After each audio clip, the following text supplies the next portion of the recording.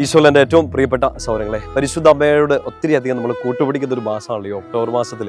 ഒരുപാട് ജവമാലകൾ നമ്മൾ ചെല്ലുന്നത്, ജവമാല ആ ഒരു പ്രാർത്ഥനയ്ക്കൊക്കെ ഒത്തിരി പ്രാധാന്യം കൊടുക്കുന്ന ഒരു മാസമാണ്. നമ്മളിവിടെ നമ്മുടെ മരിയം കൂടാരത്തിൽ എല്ലാ ദിവസവും 31 ദിവസവും ജവമാല നടന്നുകൊണ്ടിരിക്കുകയാണ്. നമ്മൾ ഈ ജവമാലയൊക്കെ ചെല്ലുമ്പോൾ പരിശുദ്ധ അമ്മയുടെ കൂട്ടുപിടിക്കുമ്പോൾ ഈശോയിലേക്ക് നമ്മളെ കൂടുതൽ അടുപ്പിക്കാൻ സഹായിക്കുന്ന ഈ പരിശുദ്ധ അമ്മ നമ്മുടെ മുമ്പിൽ നമ്മുടെ ആത്മീയ ജീവിതത്തിൽ നമ്മളെ ഹെൽപ്പ് ചെയ്യുന്ന ഒരു 2-3 കാര്യങ്ങളുണ്ട്. ഒന്ന്, ഈ ലൂക്കാസ് സുവിശേഷം 1-ാം അധ്യായത്തിൽ 38-ാമത്തെ വാക്യത്തിൽ നമുക്കറിയാവുന്ന ഒരു കാര്യമാണ്. ദൂതൻ ഈ കാര്യങ്ങളൊക്കെ പറഞ്ഞു കഴിയുമ്പോൾ പരിശുദ്ധ അമ്മ പറയുന്ന ഒരു മറുപടി ഉണ്ട്.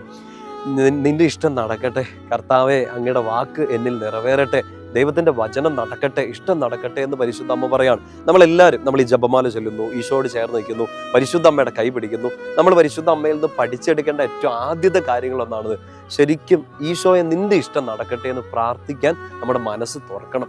നമുക്കിപ്പോൾ ഓരോ ആവശ്യങ്ങളുണ്ടല്ലേ, നമുക്ക് കടങ്ങളും രോഗങ്ങളും പരീക്ഷകളുണ്ട്, വേദനകളുണ്ട്, ചിലപ്പോൾ സങ്കടങ്ങളൊക്കെ ഉണ്ട്.